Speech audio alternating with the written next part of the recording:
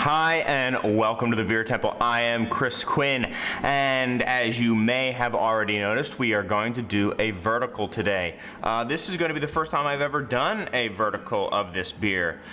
We have in front of me 5 years worth of the Coffee Imperial Stout from Half Acre Brewing Company here in Chicago.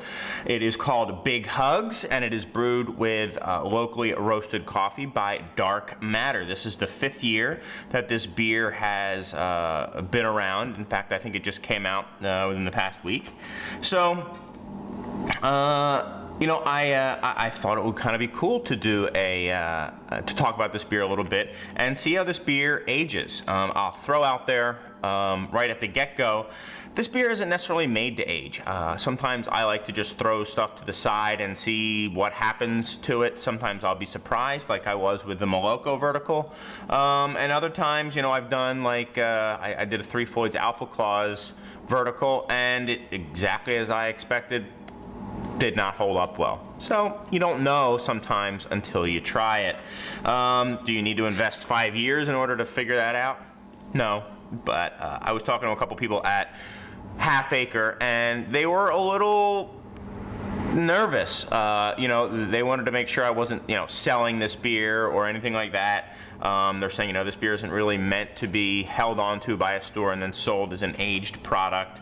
But I told them, no, this was just my personal collection, and you know, I have this year's for sale, but not necessarily previous years.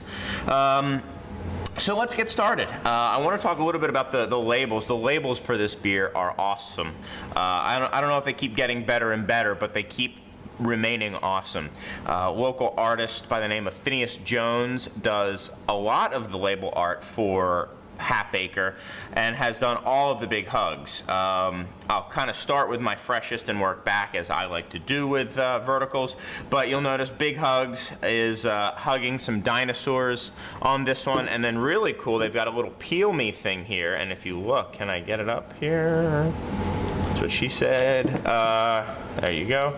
It peels back and gives you what? The story of the BH extinction, Big Hugs extinction, 66 million years ago. So they tell you how basically Big Hugs made the dinosaurs go extinct by playing with them and snuggling with them to death. So anyway, I'll buy it. So let's pop this open. Whoa. Some of that shot out. So coffee stouts are pretty much notorious. They have a reputation, not notorious, they're notoriously bad aging beer, so of course, I don't know, I wanted to put it to the test. The coffee tends to fall out on these beers, but that doesn't mean that what remains is bad. So let's start and see where this beer began, and then kind of take it from there. Big dark beer, there's certainly some kind of chestnut highlights here. Good amount of foam for it. This beer is coming in at an even 10% alcohol.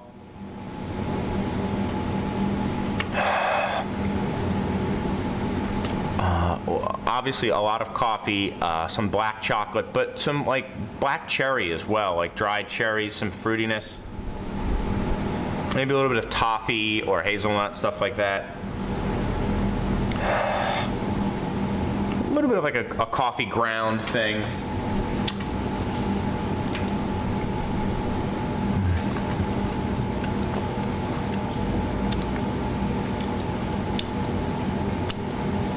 Lighter bodied, you know, than some of these huge, rich, thick, creamy stouts.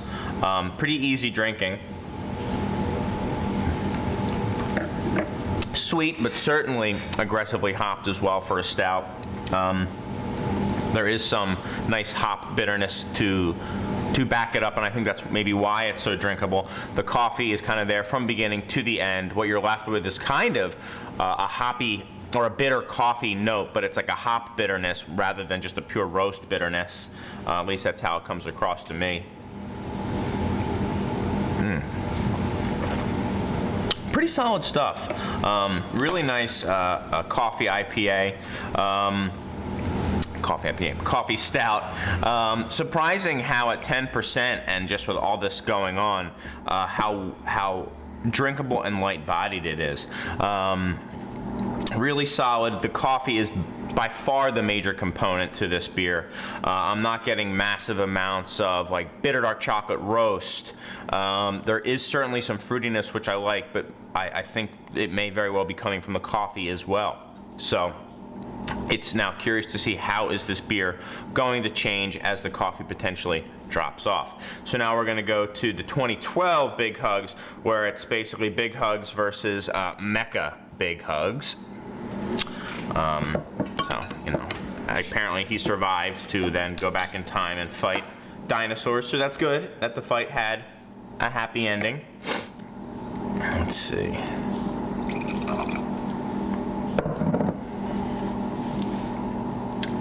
All right. This one, I mean, to me looks a hair lighter in the glass. Kind of those chestnut highlights that were right at the edge have kind of gone all throughout. Still a good amount of carbonation sitting there. That fruitiness is there. Just checking my time here. That fruitiness is there, but there's certainly a more cereal note to it. The coffee, that big roast coffee, the coffee ground is no longer there. There is some of that same dried cherry though, so who knows, maybe it wasn't coming from the coffee. There is a bit of an oxidized note, but it's a really nice kind of honeyed toffee note to it. It's a good oxidized flavor. It's not wet cardboard or anything like that. It actually smells quite nice and very different.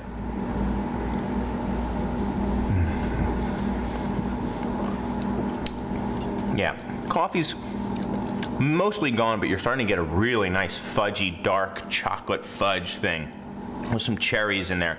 Not quite nuttiness, but I do kind of get like a grainy, bordering on maybe nuttiness as well. I'll go nutty one. I'll go nutty.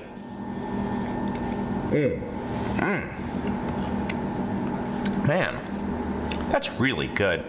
The mouthfeel on this one's also fuller, which kind of makes me think of that fudginess a little bit more. I think this a year on this beer changes it quite a bit, but does not change it in a bad way at all. This is much more, you know, as a wine person would say, kind of angular. You know, you've got your bitterness and you've got your coffee, and this is kind of rounding it out, becoming darker, richer, softer. I don't know if this originally was kind of a fuller, you know, more residual sugar beer or not, but anyway, now we're going back to 2011.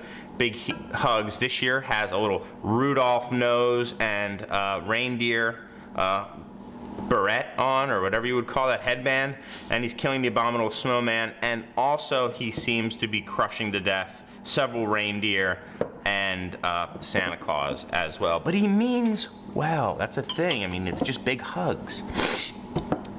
So, see how we fare with this guy. And if you'll pardon me again, I've got somebody coming in 35 seconds, but that's fine. You know how I do. A little darker on this one. It might be just because there's more foam on the top and the light's not quite going through there. But very similar to kind of the first year. Nice foam sitting on top of this one as well.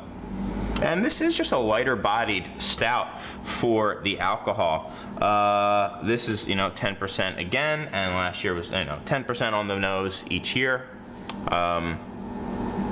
More of that oxidized note to it. More of that kind of grainy cereal note, a little bit of a honeyed note. I'm still not getting any negative cardboard or something like that. But certainly fairly heavily oxidized. I get that dried fruit. It's not quite as bright, it's a little darker.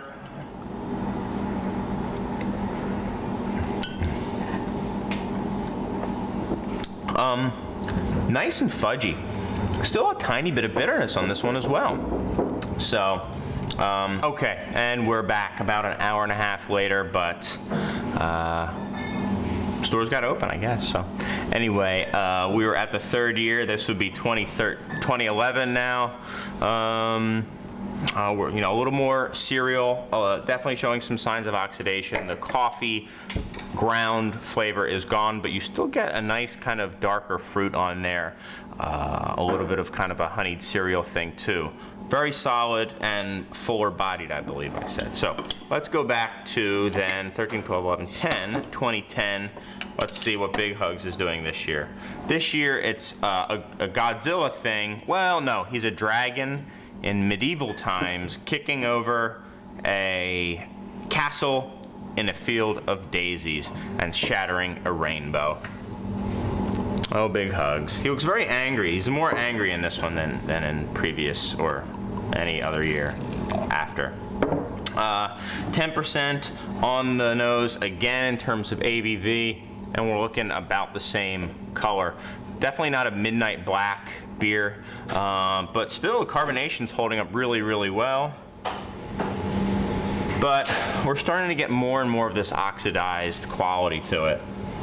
We're starting to mute some of these fruity notes that we were having before. The coffee's gone, and now as the fruit starts to go, what are you really left with?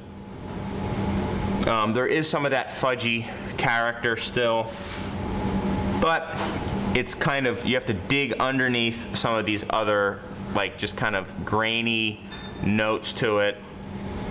Still not really wet cardboard, but it smells like an old stout.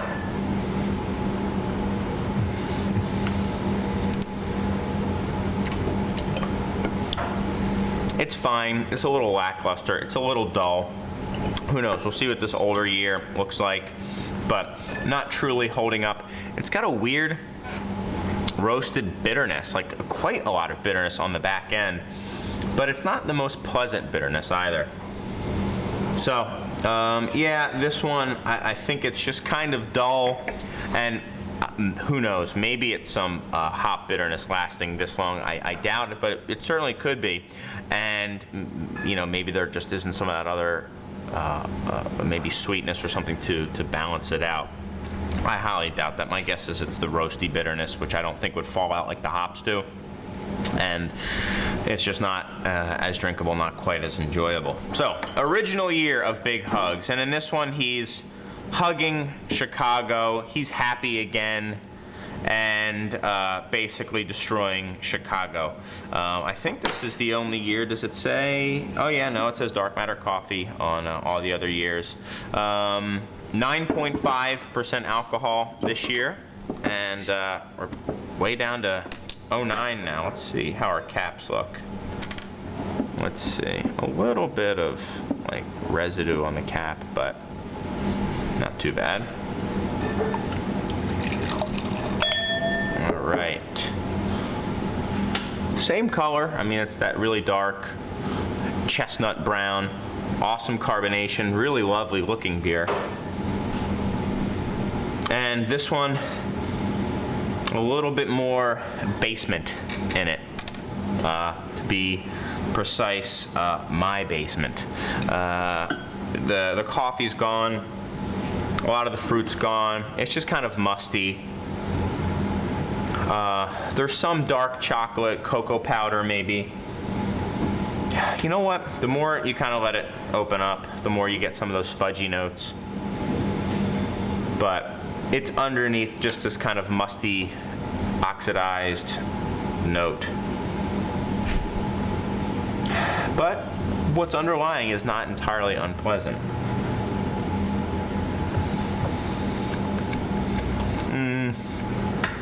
Yeah. Strange kind of bitterness to this one, or I'm sorry, tartness. Might be starting to turn, you know. Maybe it's got a minor infection in there. Who knows, you know. Well, I'm gonna say it's the cellaring conditions. I'm not gonna say it's anything about Half Acre, but you know, they're a very different brewery now than they were 5 years ago. Or 4 years ago, 1 year, 2, 3, yeah, 4 years ago. So, there you have it. I would say certainly a year on this beer is great. 2 years is certainly wasn't terrible. After that, the beer started to fall off. I don't know if they changed the recipe and now it ages better, or if it's just hit the limit for this beer. I'm guessing it's probably the latter. It is amazing though just how 1 year, how much it changes and stays pretty darn nice. But if you want the big coffee flavor, which is very likely why you bought this beer to begin with, you're going to want to drink it fresh within the first year, because it really does fall off that first year. It is gone. But that said, there are some really nice malty notes that are otherwise masked by the coffee that do come up. So certainly not a lost cause to grab a couple bottles and open some next year. There you have it, the Half Acre Big Hugs Coffee Imperial Stout, 5-year vertical. To somewhat the chagrin of Half Acre themselves. And, you know, I mean, they know that the beer wasn't meant to do what you're doing, but you never know until you try. Thanks, guys, as always, for checking out the show. Feel free to leave a comment on our website or anywhere else, or just shoot me an email. But until then, I think I'm going to go with my favorite label and also a really fine year. The 2012 Big Hugs. So I'll cheers you guys to. Until next time, I've got some great beer to drink, and hopefully you do too. And if not, go get some.